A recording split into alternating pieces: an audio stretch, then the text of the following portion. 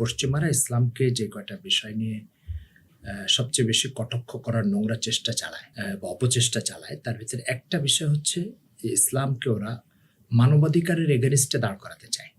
জি, অর্থাৎ মানবাধিকার উত্তর প্রান্তে আর ইসলাম দক্ষিণ প্রান্তে। অথচ ইসলামের যাত্রা শুরু হয়েছে দুটো স্লোগানকে দিয়ে, একটা হচ্ছে স্রষ্টার হককে, আর একটা হচ্ছে সৃষ্টির হক। বরং আমি যদি বলি পুরা ইসলাম এই দুটো ভাগে বিভক্ত।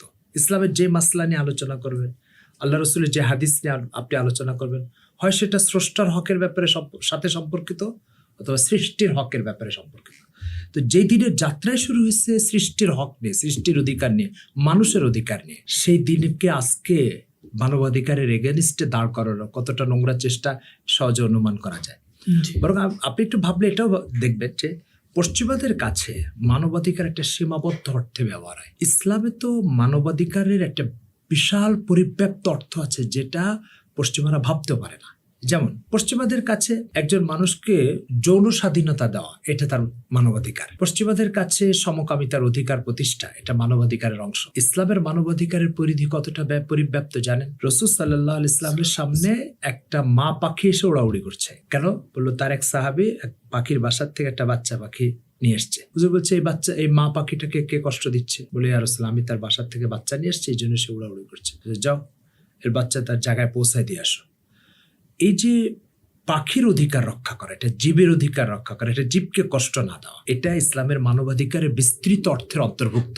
ইসলামে মানবাধিকার, মানবতার অধিকার, মনুষ্যত্বের অধিকার, সৃষ্টির অধিকার, এগুলো পশ্চিমা দুনিয়ার মধ্যে সীমাবদ্ধ দুই চারটা অর্থের ভিতরে আটকে নেয়।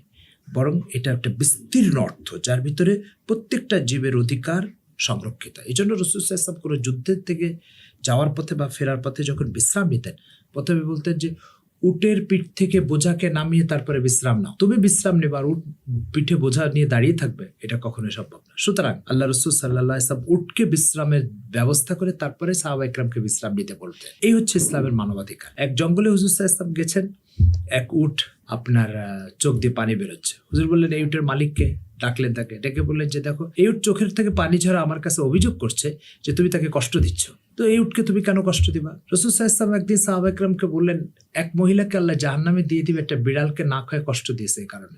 সাহাবা ইকরাম জিজ্ঞাসা করলো ইয়া রাসূলুল্লাহ, জীবজন্তুরও কি হক আছে আমাদের উপরে? হুজুর সাল্লাল্লাহু আলাইহি ওয়াসাল্লাম বলছে যার ভিতরে জান আছে তারই হক আছে তোমাদের উপরে। এই হচ্ছে ইসলামের মানবাধিকার।